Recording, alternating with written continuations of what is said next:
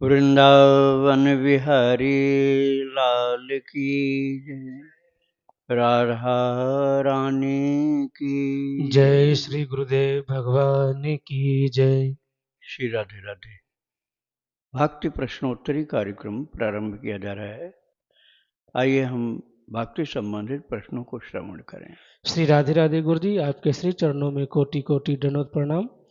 बिहार से हैं, गया से सुधा पांडे जी। इनका प्रश्न है, मैं अपने गुरु जी से दीक्षा ले ली हूँ। मेरे गुरु गृहस्थ थे, वो कभी भक्ति कथा सुनाए नहीं, फिर भी उनका मंत्र मैं एक माला रोज जपती हूँ।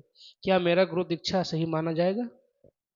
यदि आप उनके दिए हुए मंत्र को जपती हैं, भुलाया नहीं आपने, तो बिल्कुल ठीक है। आप दीक्षा मंत्र वही जपिए जो आपको मिला है, और सत्संग उसके साथ आवश्यक होता है।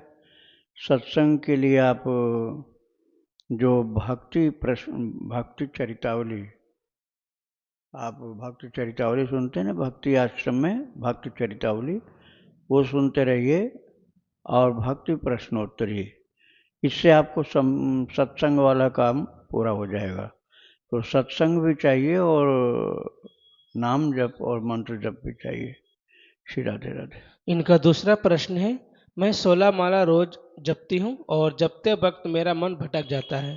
कितना भी प्रयास करूँ फिर भी मन शांत नहीं होता। मैं आपका भक्ति चरितावली सुनती हूँ और जो अच्छा लगता है उसे डाउनलोड भी करती हूँ और सुनती हूँ, फिर भी मेरा मन अशांत नहीं रहता है। मैं यही सोचती हूँ कि मेरे ऊपर भगवान की कृपा कैसे होगी। भगवान की कृपा है आपके ऊपर। यदि आपके ऊपर कृपा नहीं होती तो न आप भक्त चरितावली सुन सकती थी, और न आप ये नाम जप और मंत्र जप कर सकती थी। अब ये कृपा का जो स्वरूप है, इसे और आगे आपको चलना है, और इसके चलने के लिए, इस पर चलने के लिए आपको यही करना जो आप कर रहे हैं। बस इसको थोड़ा सा आवृत्ति बढ़ानी पड़ेगी, समय भी बढ़ाना पड़ेगा। जैसे आपने भक्त चरितावली केवल एक सुना है, तो आपको 2, 3, 4 सुनना चाहिए, और जप की भी संख्या बढ़ानी चाहिए। श्री राधे। इनका अगला प्रश्न है, मेरी उम्र 65 साल है, मैं कई बीमारियों से भी ग्रसित रहती हूँ। मैं आपके द्वारा दिए गए भक्ति मार्ग पे चलती हूँ और आपसे ही मुझे ज्ञान प्राप्ति हुआ है। तो क्या मैं आपको अपना गुरु मान सकती हूँ? हाँ, आपके अंदर ऐसा भाव है, ऐसी श्रद्धा है, तो आप मान सकती हैं। श्री राधे। दीपा जी हैं, अमेरिका से। इनका प्रश्न है, गोपाल सहस्त्र नाम का पाठ सूर्योदय और सूर्यास्त जब होता है तब कर सकते हैं? हाँ हाँ, गोपाल सहस्त्र नाम का पाठ सुबह तो आपको करना ही, स्नान के बाद। शाम को करने के लिए थोड़ा हाथ पैर मुंह धो लीजिए, जल छिड़क लीजिए, यदि नहीं स्नान करना तो। और स्नान करना चाहें तो शाम को भी स्नान करके फिर से आप करिए पाठ। राधे राधे। इनका दूसरा प्रश्न है, पीरियड टाइम पर राधा कृष्ण जी का लॉकेट पहन सकते हैं या नहीं? लॉकेट गीता जी का और भक्तमाल का। अच्छा, राधा कृष्ण का लॉकेट, हाँ। आप उसको गले में पहनिए, ज़्यादा से ज़्यादा हृदय तक लटके, इससे नीचे नहीं जाना चाहिए। इससे नीचे जा रहा होगा तो निकालना पड़ेगा, और गले में होगा या हृदय तक होगा तो नहीं निकालना पड़ेगा। श्री राधे राधे। इनका आखिरी प्रश्न है, वात्सल्य भाव में कन्हैया को प्रणाम नहीं करते, यदि नहीं तो जिन स्तुतियों मंत्रों में नमो नमः लगता है उनको कैसे बोले? बोलना आपको ठीक वही है जो मंत्र का स्वरूप है। बस ये ध्यान रखना है कि आपको इतना तो पता ही है कि ये साधारण बच्चे नहीं हैं, ये साक्षात जगत पिता बालक बन आए हैं। तो जगत पिता और बालक बन करके आए हैं। तो ये उनकी कृपा है कि इस रूप में आपके पास विराजमान हैं। लेकिन ईश्वर है ना, तो ईश्वर तो सभी के पिता होते हैं। तो आप उनको नमन भी कर सकते हैं, और फिर इसके बाद लाड़ प्यार भी, दुलार भी कर सकते हैं। श्री राधे राधे। बेंगलोर से हैं गुरु जी। इनका प्रश्न है, मैं कृष्ण को अपना प्रियतम और पति मानती हूँ। मैं उनकी सेवा करना चाहती हूँ और अब मुझसे सेवा के बिना नहीं रहा जा रहा।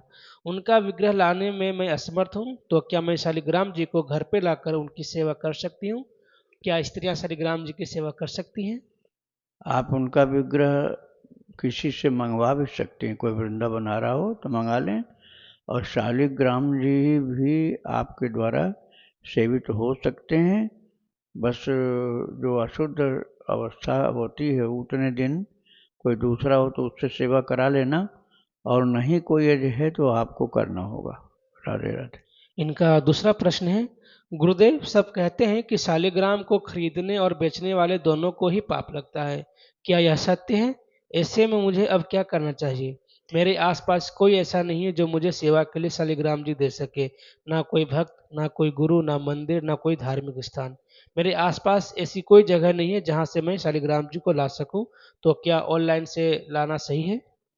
ऑनलाइन से मंगाना सही नहीं, क्योंकि आपको पता नहीं चलेगा कि कैसे आ रहे हैं, किस प्रकार के आ रहे हैं। बाद में पछताना पड़ेगा जो ठीक नहीं आए तो। आप कभी वृंदावन आइए, और वृंदावन में लोई बाज़ार में कई दुकानें हैं, पूजा की सामग्री मिलती है वहाँ। वहाँ आपको बोलना होगा कि असली शालग्राम हमें चाहिए, और नहीं आप बोलेंगे तो बहुत पॉलिश वाले बड़े गोल मटोल आपको मिल जाएंगे जो असली प्राय नहीं होते हैं। आप बोल देंगे असली चाहिए हमको, चमक दमक वाला नहीं चाहिए, तो आपको शालिग्राम जी मिल जाएंगे, थोड़ा सा पैसा ज़्यादा देना होगा।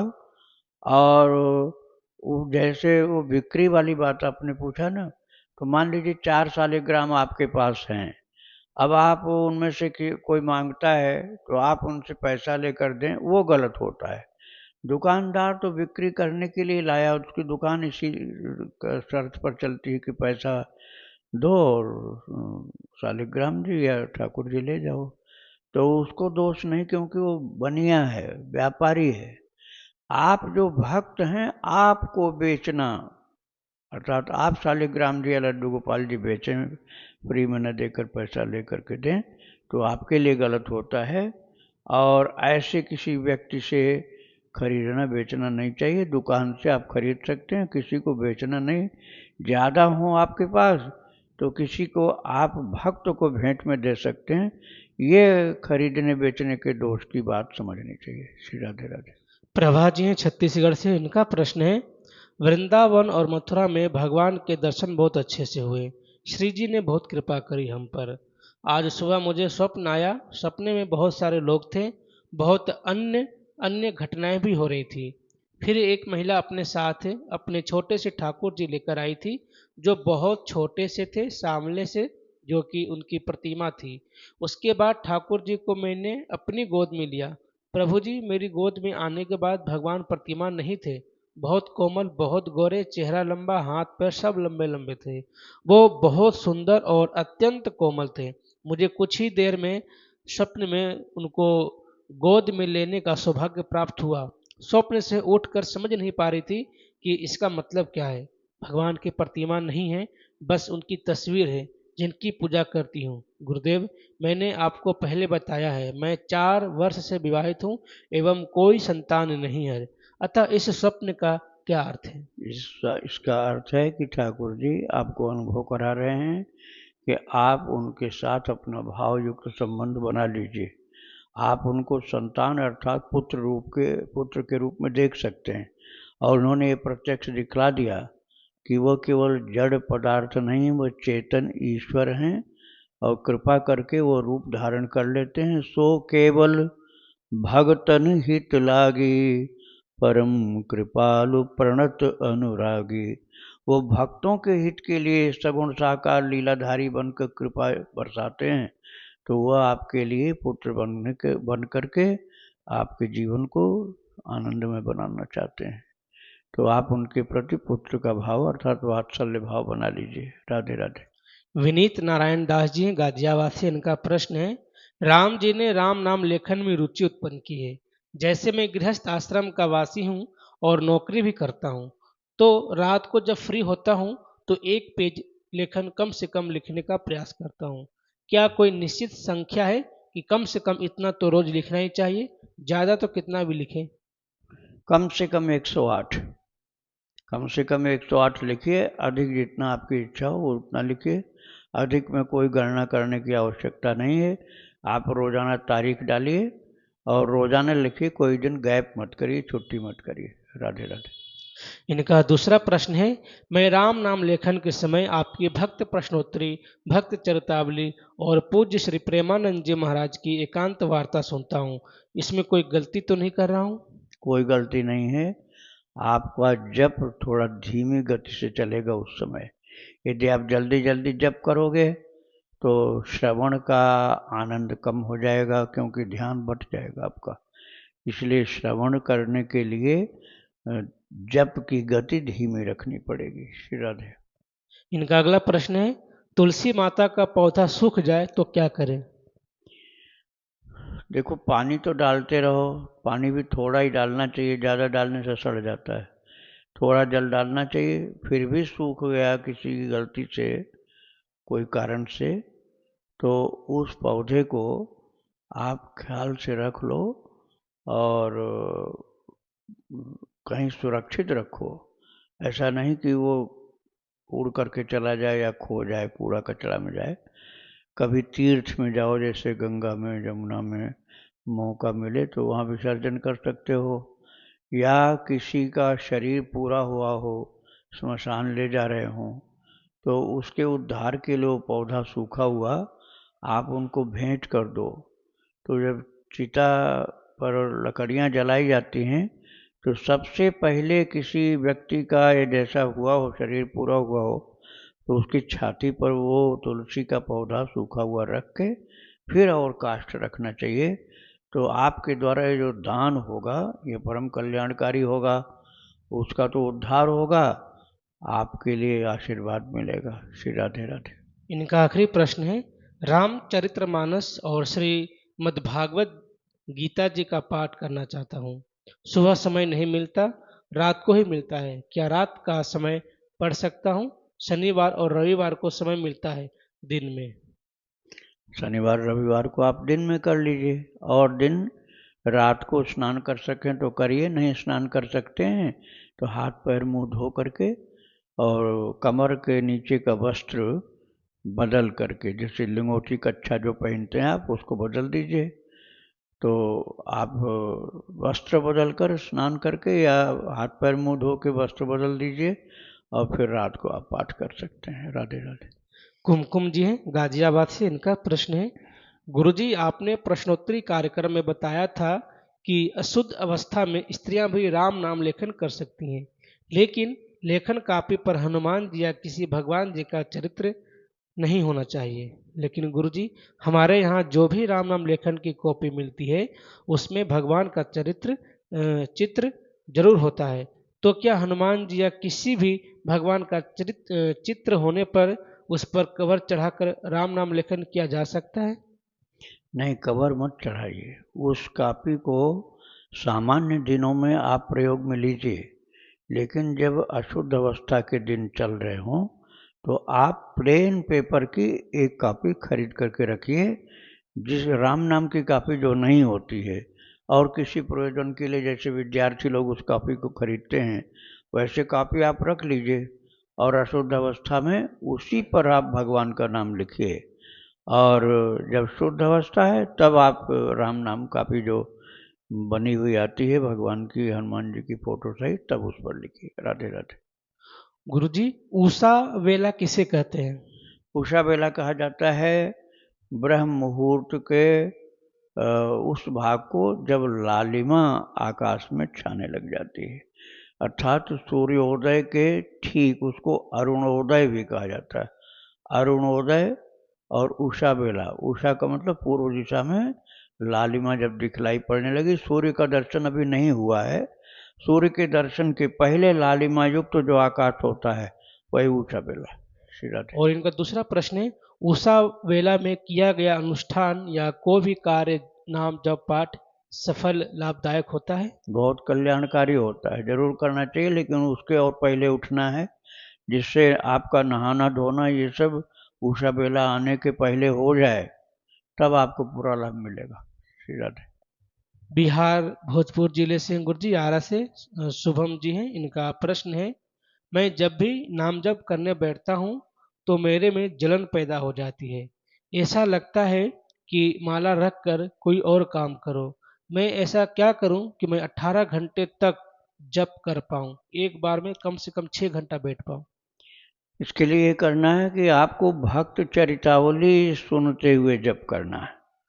भक्तों का जो चरित्र भक्ति आश्रम चैनल पर आपको उपलब्ध मिलता है, जो आपने सुना ही होगा, पहले नहीं सुना हो तो अब सुनिए। तो वो चरित्र सुनते सुनते आराम से धीरे धीरे जप करिए, चरितावली सुनते जाइए, धीमी गति से जप करिए, तो आपको कोई असुविधा नहीं होगी और आनंद से जप करेंगे। श्री राधे।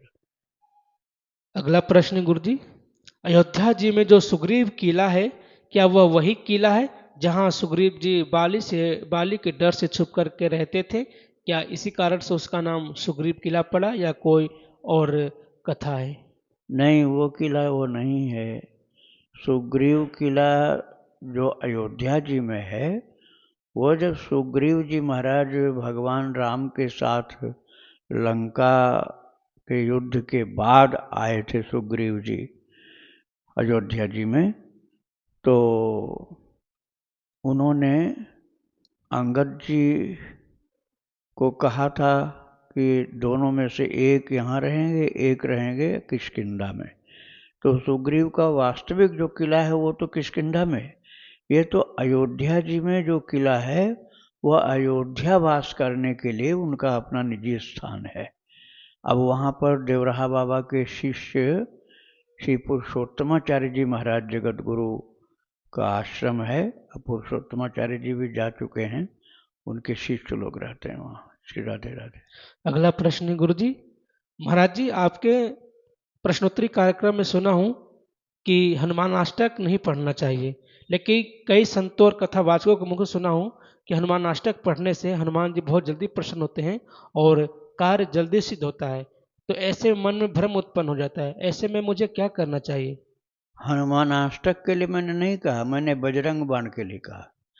बजरंग बाण नहीं पढ़ना चाहिए। हनुमान अष्टक आप पढ़ सकते हो, बजरंग बाण इसलिए नहीं पढ़ना चाहिए कि उसमें बार बार हनुमान जी को कसम खिलाई जाती है, बार बार उनको शपथ दिलाई जाती है और कहा जाता है कि आपको शपथ है, राम जी की सौगंध, ऐसे ऐसे बोला गया है जो भक्त के लिए बोलना अनुचित होता है।